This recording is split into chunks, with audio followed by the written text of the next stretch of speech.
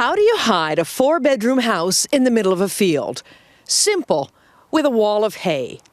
But why bother? I had to, because I was driven to it. Meet Bob Fiddler, who says he's just a farmer who wanted a family home. Every other farm in England has a house on it. Why can't I have a house on my farm? In fact, he already did have a small house on the property, but he was after something grander.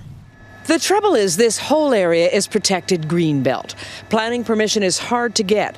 And in his case, said Fiddler, bungling bureaucrats made it impossible. So he set out to bend the rules.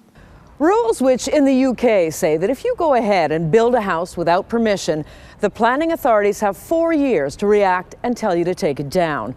If they don't, you get to keep it. So Bob Fiddler and his wife Linda literally built their house in a haystack and then crossed their fingers that the local council wouldn't catch on. It worked. Well, he's a hay and straw merchant. Why would we suspect that some unlawful activity is going on inside a haystack? But 4 years later, what should have been Fiddler's victory moment was his undoing. A judge ruled that building operations were not completed until the removal of the straw bales. In other words, the 4 years didn't end when the straw came down, they just began. I got the date on there, look, 2002, that's when we finished. That was the last bit I did, that bit over the wall there.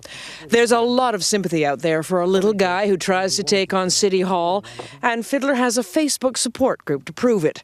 But the local council says he's just been gaming the system, and the house has to go. Can you really imagine showing up there with a bulldozer? Can I?